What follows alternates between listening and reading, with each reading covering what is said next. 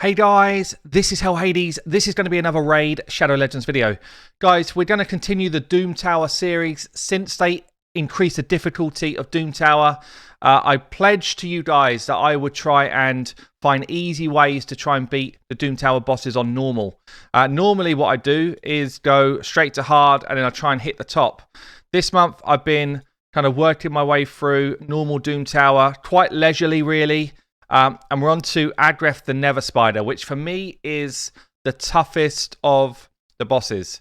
So I've already done a guide around the Scarab King using super easy champions to beat that. I think I did Magma Dragon as well. So we're going to do Agreth today.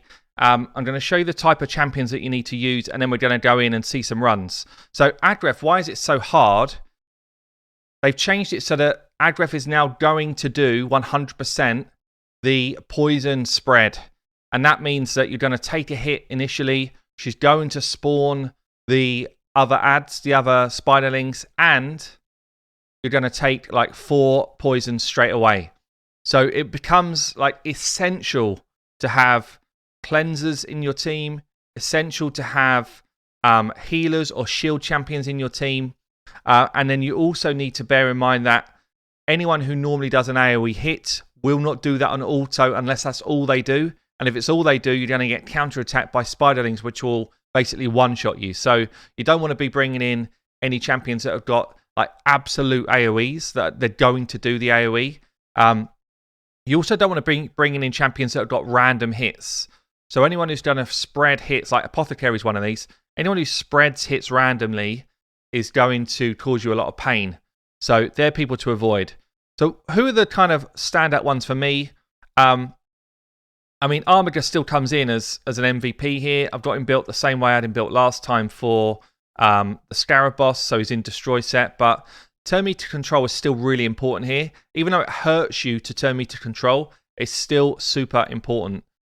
So a turn meter controller like this, I still feel like if you've got a High Katoon built, she's awesome here as well. High Katoon will give you your speed increase and also has a chance to put a decreased speed on the boss.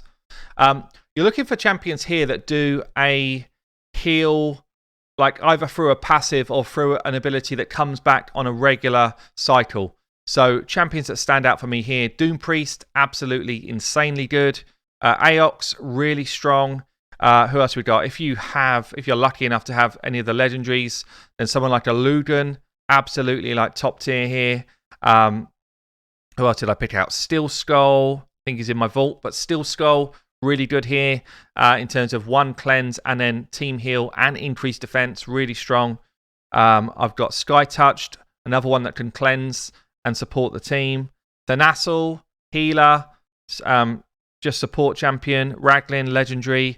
Lodric, the new guy, puts a regular shield out, which is really strong. So, but for me, like the MVP, if you've got her, would be Reliquary Tender. You absolutely do not need her to be level 60. I'm showing her 60 because it's all I've got. But if she was level 40 or 50, she'd still do the same job. She would just have a lower base HP, basically. That's just the only thing that would change in terms of the build that I've done here. She's going to come into my team. You see she's just in random gear. Pretty slow, to be honest. 175, but it's probably at the minimum speed you need to get your champions to. I'm going to be showing off Vrask in my run. So Vrask, where is he? I swear I've got him out here somewhere. There you are. Vrask, I've got him in Relentless gear, but you could throw him into Retaliation gear, is really strong.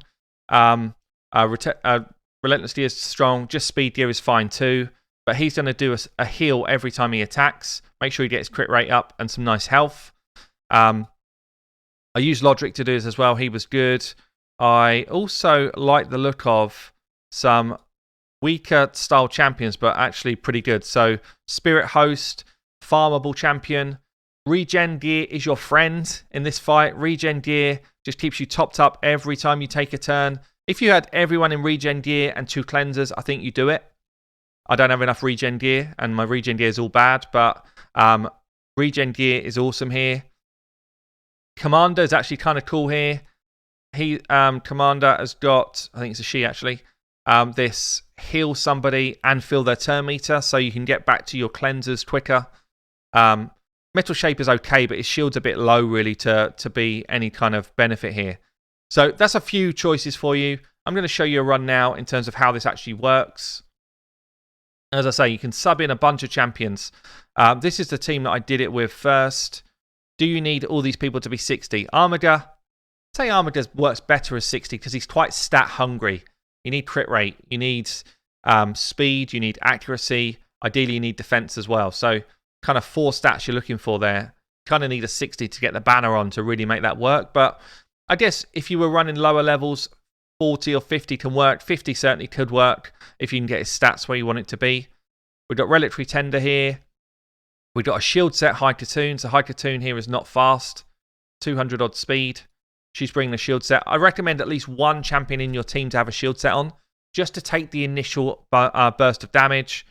So we've got 2 cleansers. Cleansers are really important. If you do not have a Reliquary Tender, I would advise you to get 2 Spirit Hosts. Get 2. You don't need to fully book them or anything like that. But if you had 2 cleansers is really crucial here, I'd say. Turn Meter Control in terms of decreased speed. Turn Meter Control here. He's going to hurt himself quite a lot. And then somebody else to shield or heal. So Vrask, Lodric. I'll do it with Lodric because a lot of people probably got him at the moment. He could equally be a level 50. Level 60 is not important for him. Level 60 not important here. Level 60 not important here. I think it is important here. So we're going to throw it through on auto, and you can kind of get a feel for what's going on. So we've got our increased speed. I don't have a lot of damage in my team. Really, I don't have anyone who's going to be hitting hard. Probably my hardest hitter is going to be my Armiger because he's got some defense, some speed, some crit rate. You can see we've got increased attack coming from Spirit Host. She's only a level 40, but she's in regen gear, so she can keep herself alive pretty well. We've got Lodric with his shield ability that's going to keep us topped up through the fight. And then we just kind of cycle around. Pretty easy, pretty comfortable in these waves. These Candraphons actually do hit kind of hard. So, but you'll see my Spirit Host is level 40, and she still manages to deal with it. Level 40, I'd say, and not in like crazy gear at all. So we're probably going to take a hit. Maybe we won't take a hit. I'm not sure. But I haven't got anyone here who's super fast. We're talking like less than 200 speeds across the board. Or around 200. Between 170 and 200 across the board. Onto the boss, really comfortably. The waves are kind of not a problem here. So you see, she spawns her spiderlings. We all take the poison. 5 stacks. So we're going to take pain until we can get that cleansed off. We get a mini shield up. We get our cleanse from Reliquary Tender. And then we're back in the game. But every time the spider takes a turn, or one of the spiderlings take a turn, we are going to be in trouble. We're going to take damage, which is why you don't want those random spray hitters, because you're just going to take a bunch more poisons and a bunch more damage. The reason why I say 2 cleansers is important, and ideally booked in their cleanse skill, is because it just keeps coming. The poison keeps coming. You can't deal with these spiderlings. You could freeze the spiderlings. You could stun the spiderlings. But to do that, you'd have to do it full manual, which is totally fine, by the way. Like, I would totally advise people to be manual in this fight if it's hard for you. But you can see here, we're kind of comfortable. We've got heals coming from Reliquary Tender. We've got shields coming from Lodric. We've got cleanses from Reliquary and Spirit Host. And we're just kind of keeping turn meter at bay. You see decreased speed comes on from our High Katoon. High Katoon, by the way, I don't feel like it's said enough. She is brilliant. She's a brilliant champion that you get on day 30. I use her in so much content, especially if I'm jumping on someone else's accounts. You know, we was getting like 1 minute runs on Fire Night the other day with her. She just is really strong. But it's a slow and steady fight. You're not going to kind of work your way through this at crazy speed unless you manage to bring in someone who's a kind of a bigger hitter. But what you can see is it's slow and steady but comfortable, and that's kind of where you want it to be, really, to farm this stuff out or to at least beat these levels. If you've already got your Seal of the Drakes, Seal of the Drakes comes in as a brilliant champion here, and she's going to bring a passive heal. She's going to bring a resurrect if you need it. She's going to bring your decreased speed on the boss as well. So it's scary. Whenever she spawns spiderlings, it gets scary again. But as long as you've got that heal and cleanse going, then you're fine. So as I say, the important components here are actually not damage. The important components are survivability and just keeping your team in a place where it can kind of survive a longer fight. And obviously, if I geared people specifically for this, then it would be tons easier. Like this Armiger could be doing a load more work than he's doing, but because he's in gear ready for Scarab King, you know, he just needs to be able to work on both. But it's certainly not as easy as the other bosses that I've shown you already. Maybe it is if I was fighting it lower down. I'm not sure actually, but yeah, this one was probably the hardest one to kind of get a team out for, which doesn't need kind of pretty specific champions. But you can see here when it's 4 minutes, pretty comfortable. No real damage coming anywhere apart from Armiger. And honestly, the same type of comp could run. You know, Logic could swap out for Vrast very easily. I think if I had level 50 Commander could come in and perhaps do a bit of work in this type of spot as well. Certainly, if you've got Seal comes in this spot and it will massively improve your run. So, yeah, it makes it tons easier because she's got that passive heal ability. Where is she? Might be the vault. She's got a passive heal. We've got an all battles aura here. So if you don't bring in your High Cocoon, you bring in your Spirit Host for your all battles aura. If you've got someone like a Drexar could be a really fun tank actually because he can put HP burns out on anyone who hits him. So the Spiderlings can take those HP burns, and HP burns don't proc the counter attack. So that's actually a really... I don't have him yet. I'm a bit lazy on the old 3v3 redemption of those fragments. But you see here with Seal, it just becomes tons easier. But she won't do her AoE hits. She will not do the AoE stun ability on the main boss. So all she's going to be doing on the main boss is A1 in, which is great anyway. You get a decreased speed away, you get decreased turn meter away. But the main thing that she's good for is her passive heal. Her passive heal just makes everything tons easier. So Vrask is healing, she's healing, and it just means that all of this damage we're taking gets cleansed off, gets healed up. So again, we're waiting on the cleanse. We get the decreased speed away straight away with her. It's way more consistent than the High Cocoon. We get our heals away. Vrask is healing as well. And at this point, it's tons easier than the last fight because we've got Seal just doing that passive heal. If you've got Seal with the Drakes, I mean, firstly, she should be in almost every team you've got. But for this fight in particular, she makes it tons easier.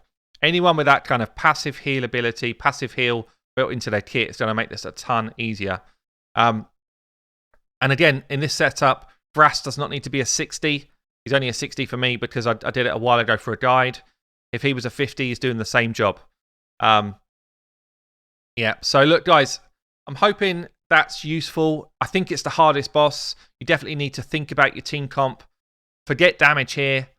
Just think about how am I cleansing the poisons? How am I decreasing the speed of the main spider? And where's my consistent heal or replen shield coming from in my team? Forget AoEs, forget random hitters. You could go crazy high resistance, by the way, but I think that's harder to do. So there you have it, guys. That is Agreth the Nether Spider.